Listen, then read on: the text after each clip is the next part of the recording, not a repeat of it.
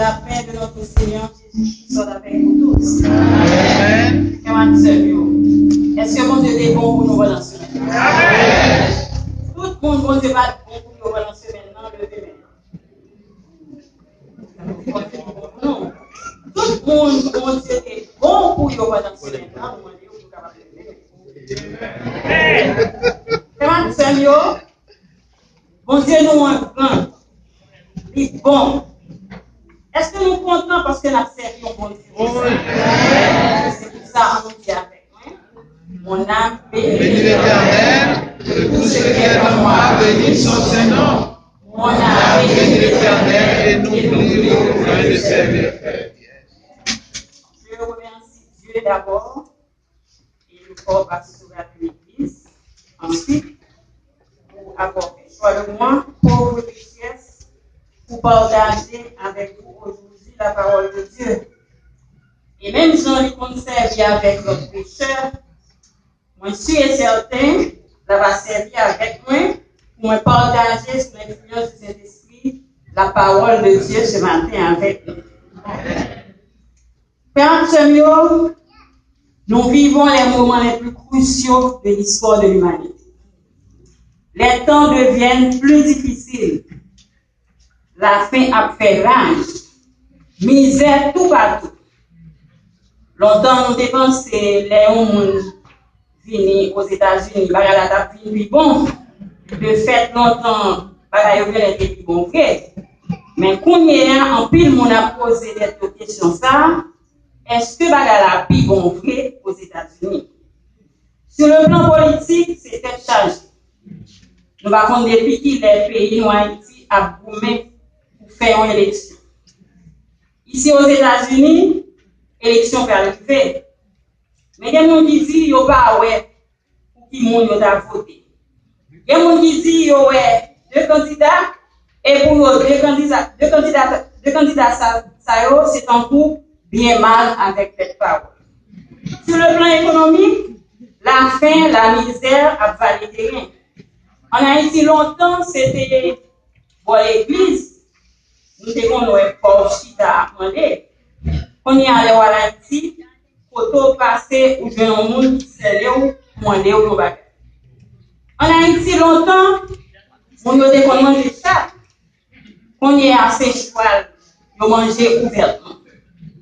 Sur le plan social et moral, c'était changé. Garçon à mariage, garçon, fille à mariage, fille. Dans ce événement, il y a 11 ans qui rencontrent une dame qui a 60 ans. La dame m'avait expliqué, il était marié, il a marié, il a fait un petit monde. Et c'est après qu'il va reconnaître que Maria, c'est homosexuel. Maintenant, il vient divorcer avec Maria.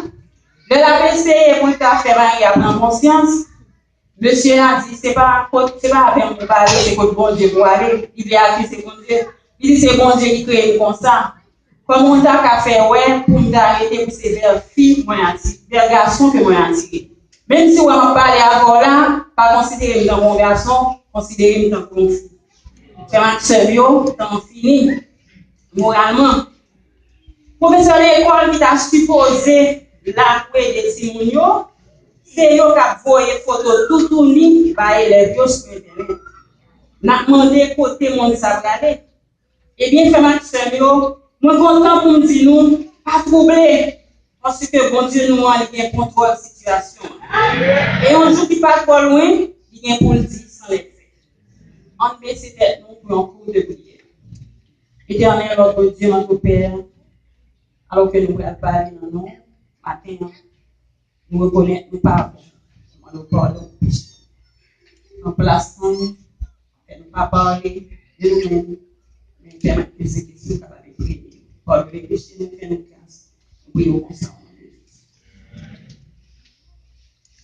Je dis à nous allons revivre ensemble une histoire, une scène, on nous dit une mina qui est passée pendant que Jésus a vécu sous la terre avec disciples. Une histoire que peut-être majorité de nous là nous connaissons. Pour moi pas dire que c'est une histoire que nous tous nous connaissons. C'est l'histoire de la tempête apaisée, dont 3 évangiles, Matthieu, Marc et Luc parler de lui. Mais aujourd'hui, nous allons surtout utiliser les Marc là, soit Marc 4, verset 35 à 41. On y lit ensemble. Marc 4, verset 35 à 41.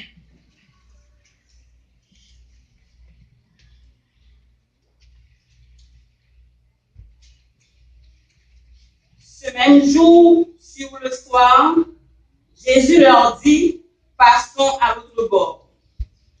Après avoir envoyé la foule, ils l'emmenèrent dans la barque où il se trouvait. Il y avait aussi d'autres barques avec lui. Il s'éleva un grand tourbillon et les flots se jetaient dans la barque au point qu'elle se remplissait déjà. Et lui, il dormait à la poupe sur le coussin. Ils se réveillèrent et lui dirent, Maître, ne t'inquiètes-tu pas de ce que nous périssons? S'étant réveillé, il menaça le vent et dit à la mer, Silence, tais-toi. Et le vent cessa et il eut un grand calme. Puis il leur dit, Pourquoi avez-vous ainsi peur? Comment n'avez-vous point de foi? Ils furent saisis d'une grande frayeur et ils se dirent les uns aux autres, Quel est donc celui à qui obéissent même le vent et la mer? Si nous avons un message du matin, un titre, nous avons titré comme ça. Quel est donc celui-ci à qui obéissent même le vent et la mer?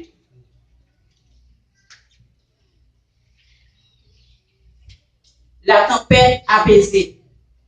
C'est qui ça une tempête? Eh bien, le petit Larousse définit la tempête.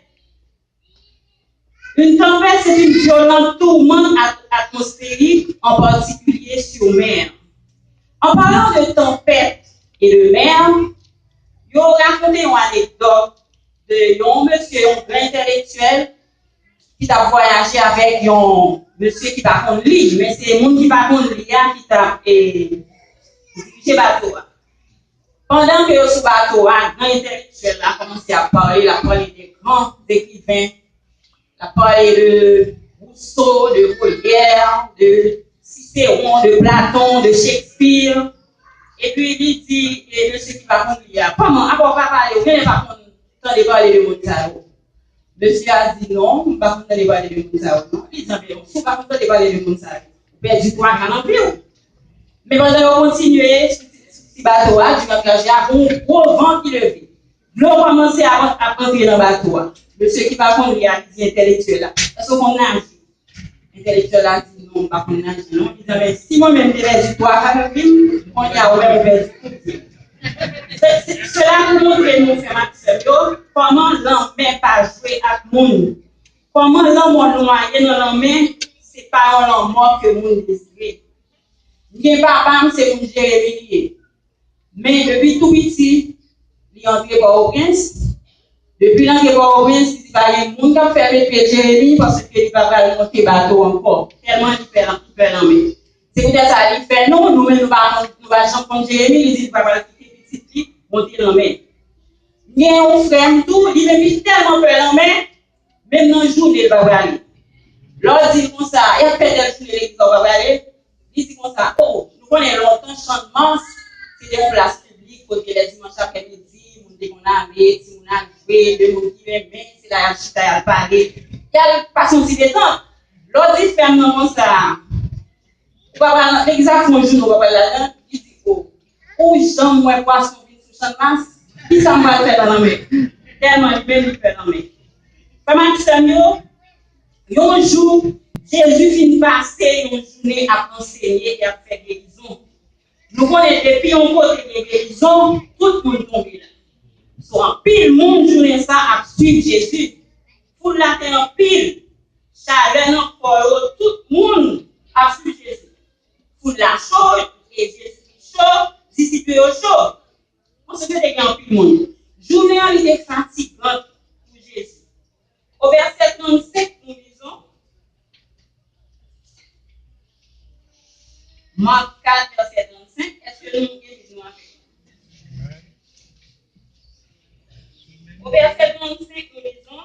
Ce même jour, sur le soir, Jésus leur dit, passons à votre bord.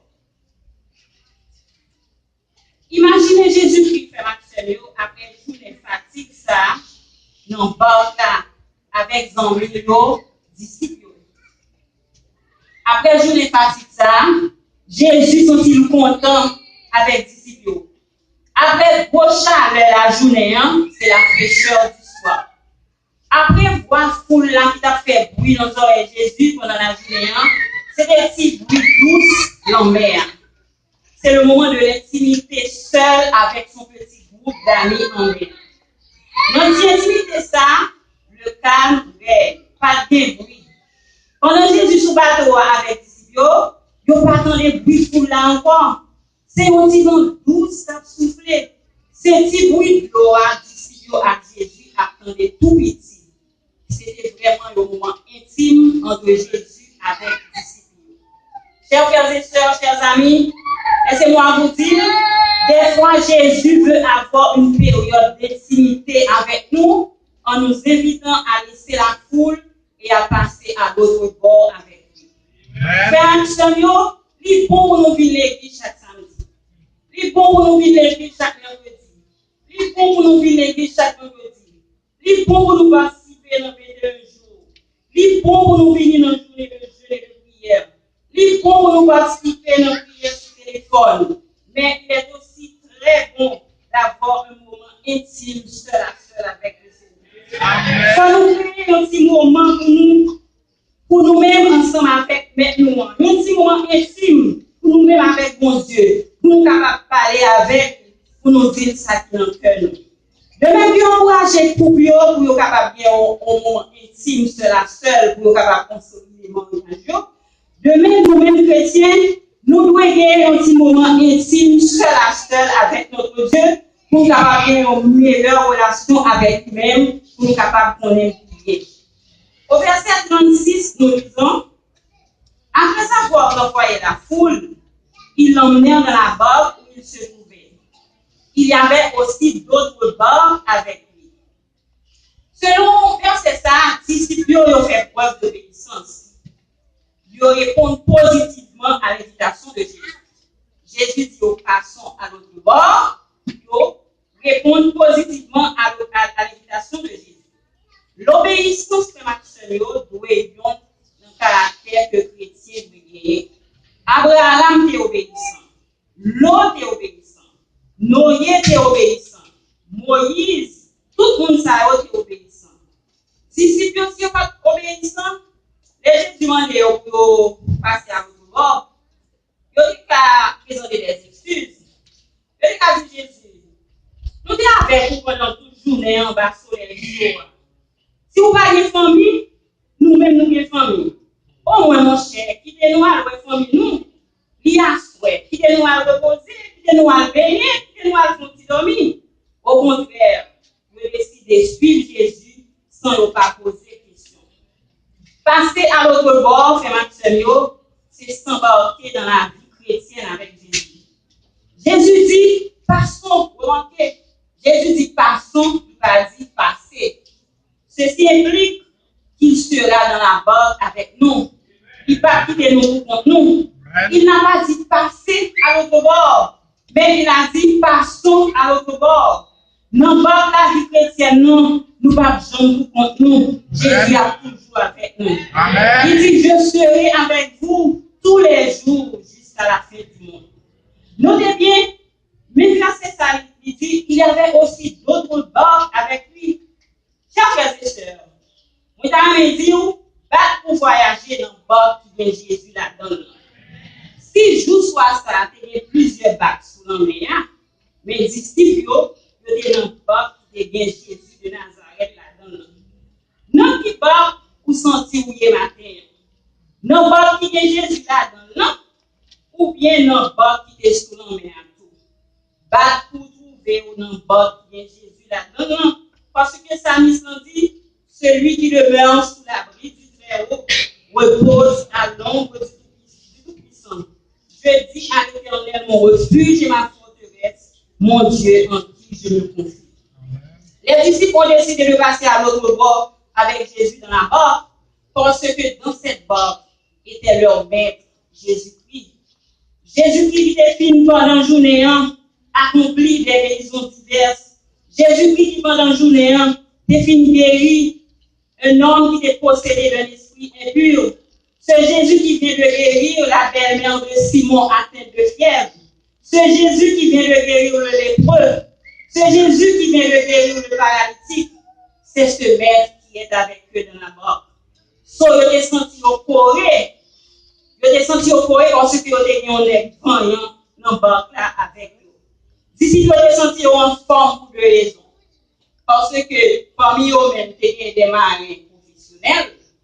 Et dans le barque là, tout, j'en ai dit, tu as Jésus-Christ, le maître des maîtres, qui t'a opéré des miracles. Mais alors que vous êtes dans le bateau, tout bagaille très bien, tout bagaille a passé très bien, c'est le calme. Soudainement, il y a un bagaille qui va le passer. Alors que tout était calme, nous lisons au verset 37. On nous lit ensemble. Est-ce que nous venons? Nous venons pas sûr avec nous. Il s'éleva un grand tourbillon et les flots se jetaient dans la barque au point qu'elle se remplissait déjà. Toute bagaille était très bien. D'un coup, il y a un gros vent levé. En un rien de temps, bateau a été plein d'eau. Après tempête dans la mer, ça fait maximum. Si vous pouvez monter bateau, vous ne pouvez pas capable de comprendre ça. Je change dernièrement avec Frédéric dans Haïti. Pendant l'avion, regardez le monde, à l'aise, la descente vite, la garder en bas, la descente fenêtre, la garder en bas, c'est à l'aise. Maintenant, dans le pays Port-au-Prince, nous avons un ferme qui l'a monté. Nous avons monté bateau. Et nous avons monté un petit yacht. L'autre yacht, là, c'est ma soeur, il faut savoir qui ça qui yacht. Et les faits, pas avion, les livres dans le bateau, les étaient employés, donc on fait papier. Les gens ne parler. Les employés, pas chaque rien. Bon, si fait des l'avion, fait des gueules, il peut bateau. Il peut l'emmener. Soudainement, faire actionner les gens qui nous ont bagage inattendu qui prennent produit. Dans cette situation, papier, ça nous est les sauvetages. On y a les voyager, on a les sauvetages. Mais non, mais on va nous faire d'abord parce que même là où les sauvetages, vous êtes capable de boire tant. Vous êtes en tout sauver, vous êtes en tout manger dans la mer. So, la mer va jouer avec nous. Pour nous commencer à passer d'ici, il faut que nous soyons habitués à monter bateau. Une tempête, ce n'est pas un bagage dans le moment ça, d'ici, nous t'attendons que tu es paisiblement avec Médio, dans le bateau. C'est un bagage qui t'attend. Dans le moment ça, pendant que tu es dans le bateau là, avec disciples.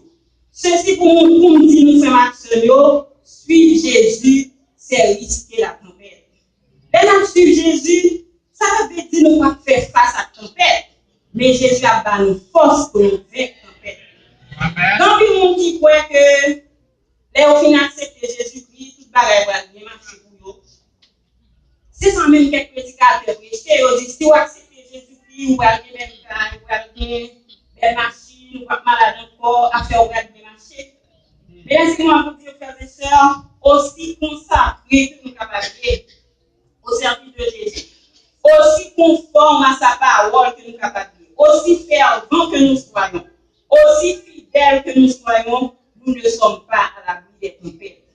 Et dans ce Jésus, nous avons rencontré des problèmes, nous avons rencontré des difficultés, mais bon Dieu a toujours là avec nous pour aider nous à traverser ces tempêtes. Le Seigneur dit, vous aurez des tribulations dans le monde, mais prenez courage, car j'ai vaincu le monde. Au psaume 46, il a dit, Dieu est pour nous un refuge et un appui, un secours qui ne manque jamais dans la détresse. C'est pourquoi nous sommes sans crainte quand la terre est bouleversée et que les montagnes sont serrées au cœur des mers. Quand les flots de la mer mugissent et écument, il est un fleuve dont les courants réjouissent la cité de Dieu, le sanctuaire des demeures du Très-Haut. Dieu est au milieu d'elle, elle n'est point ébranlée. Mais il paraît que, d'ici que va tomber, c'est ça. Parce qu'au verset 38, nous avons ça clair. D'ici que vous êtes ébranlés. On nous lit verset 38 là. Et lui, qu'il dormait sur le coussin, il le réveilla et lui dit, Maître, ne t'inquiète pas de ce que nous périssons. Frère Samuel, là, nous avons deux attitudes différentes. Disciples qui ébranlaient et Jésus qui dormait calmement. Et lui, il dormait à la poupe sur le coussin. Là, nous sommes capables de voir Jésus hors. Pas oublier Jésus qui, le début sous la terre, était pleinement Dieu, il était pleinement homme. Nous voyons Jésus-Christ homme parce que Jésus-Christ, il passe une journée à conseiller, à faire enseignement ça, si vous ne pas commencer, vous pas capable de comprendre, Jean Jésus est fatigué. L'homme a enseigné. Premièrement, il faut préparer pour. Il faut bien préparer pour. Ensuite, l'homme a présenté pour là, il faut mettre sûr que si mon nom bien, pas si mon que élève là, il bien comprendre pour là. Des fois, alors, présenter pour là, l'élève qui va sur ça, il y a un cabaret de l'autre. Donc, il faut mettre sur ça, qui va sur ça, pour mettre sur ça, ça, ouais, qui va comprendre, pour essayer de comprendre. Ça va finir là. L'autre, il fait là, quand il y a encore une évaluation à partir de devoir, on fait une évaluation pour faire. Sauf que l'enseignement, ce n'est pas un bagage qui est facile. Et dire toujours à mon témoin que il y a un frère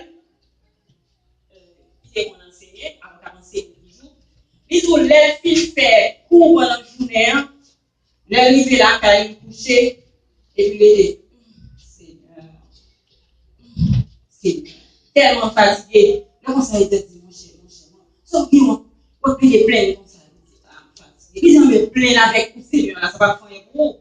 So, enseigner, faire ma soeur, c'est pas un bagage qui facile, c'est un bagage qui difficile, c'est un bagage qui faut fatiguer.